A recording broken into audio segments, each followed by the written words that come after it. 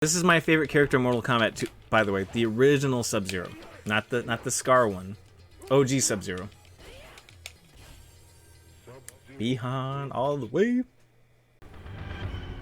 Hey, and welcome back to part 2 of the Mortal Kombat 12 roster prediction wishlist breakdown. My name is Kurt, welcome back. And also, with the last clip that I had, I said Mortal Kombat TOO, but I know some people might confuse it that I said Bihan was my favorite in Mortal Kombat 2. No, I meant TOO, just to clarify that up. I think I'll save his backstory for another time, but what really I want to talk about here is just what makes him so badass, what made him stand out most to me as my favorite character. So it's the fact that he's beaten sorcerers, it's the fact that he was tasked with this impossible mission to go to the Netherrealm and take this amulet away from Shinnok. So he basically went to hell itself and took back something from the devil, or the equivalent of the devil. That's how badass this guy is, this mortal human being. He was even asked by Quan Chi himself to go do a task that he could not do. He sent a normal human being to do that. But it wasn't just a normal human being, it was a human being with the mastery of the cold. Tell me about these elements. They are the four elements which comprise the very existence of your realm. They are earth, wind, water, and fire. With your mastery of the element of cold, you have an advantage that no other human has, and that is the ability to defeat the elements. I have foreseen this. I think what's frustrated me so much about the way Bihan's been portrayed is it's really inconsistent. So if you look at it, 1 minute he's a hero, he's a babyface. There won't be anywhere to go if I don't get the amulet back. That is not me. And then the next minute he's just this pure evil heel that he just likes being evil. You were complicit in my clan's demise. Their deaths pleased me. And that's not the case. That's what happens when you get turned into a revenant / wraith by Quan Chi. You're turned against your very own morals, your own personal code of ethics. He kind of inverts that on you. If you notice, most people fight him at first. After they're dead, it sounds kind of weird, but they fight him and like, I'll never serve you. You belong here. Join my brothers of the shadow and worship our Lord Shinnok. Never, sorcerer! And he does his magic, literally, and they come out as mindless slaves. They're not really mindless, but they embrace what they once fought so vehemently against. Johnny Cage, killing you will be a pleasure.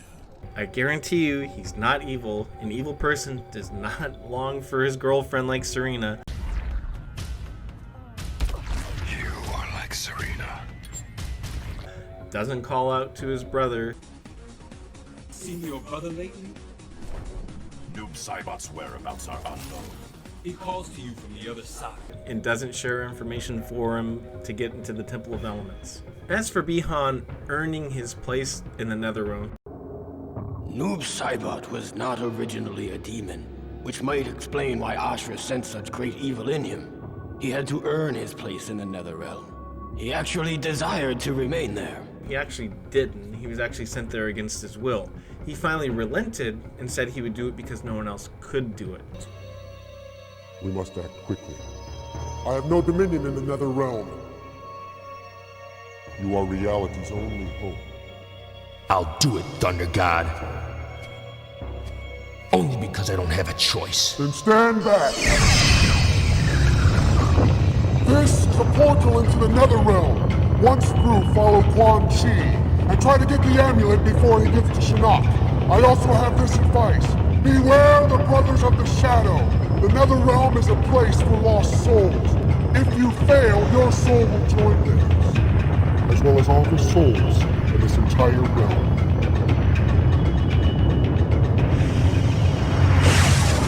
He wasn't pure-hearted evil. He's no different than his brother. His brother in this clip right here literally smashes two Marines' heads in. Is he pure evil? No. Jack stabs Johnny Cage through the chest. Is he pure evil? No. Again, it's just Quan Chi's mind control, it's his brainwashing, it's the spell. The way I'm picturing it, I'm picturing after Bi-Han is taken to the Netherrealm by Scorpion / Hanzo, he's begging for his life. He pleads his case that he didn't do it. He gets killed, Scorpion goes back up with his spine, I believe, and Bi-Han's essence, his soul, is trapped in the Netherrealm. What I'm imagining happens is Quan Chi kind of loosely puts him back together. We've seen this before. He kind of did this with Cyber Sub-Zero, but I'll get into that in a second. But I can picture him just barely putting Bi-Han together, and he's kind of crawling on this brimstone with fire behind him. And Shinnok goes, "This is the one? This is the one that robbed me of my amulet? He broke into my home, my sanctuary, and stole this from me and ran off like a coward? This Lin Kuei scum? You know what? You know what I'm gonna do? He's too valuable of an asset for me to exterminate and just devour his soul. No. We're gonna keep him because he's very reliable. He's one of the best warriors on the planet." Bi-Han tried to create an ice clone to get away, and it just kind of meekly goes beside him. They kind of laugh at him. They go, what is this? What the hell is this?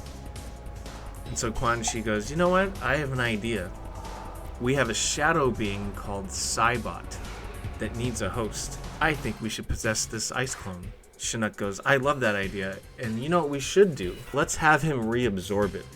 Not only that, but we're going to infuse this cryomanced ice clone of him with shadow magic. I'm going to take away his colors that he prides himself on. I'm going to take away his name. I'm going to give him a code name to go by. Every last remnant of him, just him, I'm going to take it away. I'm going to take his colors. I'm going to take his clan, his title, and his name. I'm going to take it away from him and make him my slave." You are not worthy of the name Sub-Zero. Who are you to judge? I wore those colors before you. Bi-Han? I know some of you are going, wait a minute. Quan Chi really animates an ice clone to do all these things, but if you look here, look at Kuai Liang.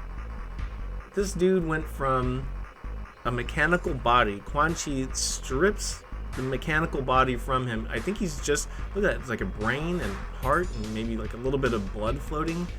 He creates a body out of nothing for Kuai Liang, and he creates a revenant body that's subservient to him. So I am suggesting that he does the same with this ice clone that's laying right there. Okay, little side note here, a little sidetrack.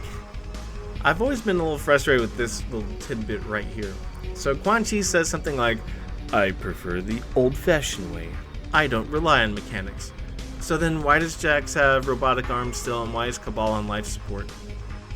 And this isn't the first time that ice clones have been rumored to be sentient and walk around and fight. If you actually look at Mortal Kombat 10, they actually kind of allude to this ice clone going rogue and fighting Sub-Zero.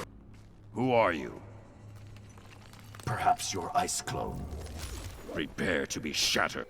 What a lot of people don't realize is that Hanzo and Bi-Han are mirror images of each other. They are the exact same characters as one another.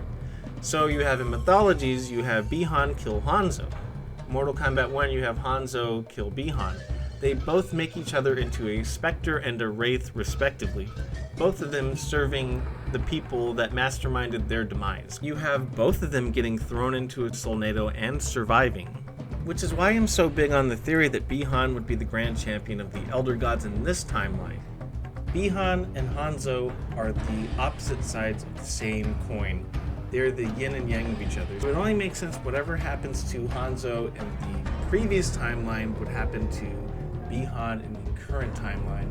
Therefore, he would be selected to be the champion of the Elder Gods to fight and kill Onaga. So once Bi-Han goes up into the Solnado, it splits Noob from Saibot because of the purity of the realm. Saibot comes back down to Earthrealm. He's in a weakened state. He doesn't have full access to his powers, so he creates a clone of himself, which would be a clone of the original. And it's kind of like that movie with Michael Keaton where he talks about a copy of a copy of a copy is less than the original. think that's kind of what we're getting with Saibot cloning himself.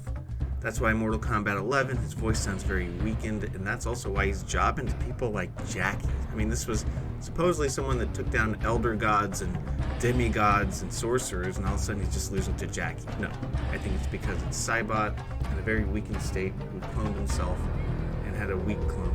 I also think that explains the weakened Dr. Claw voice that we hear that I can't stand, and that weird outfit and stuff, that medieval weird outfit.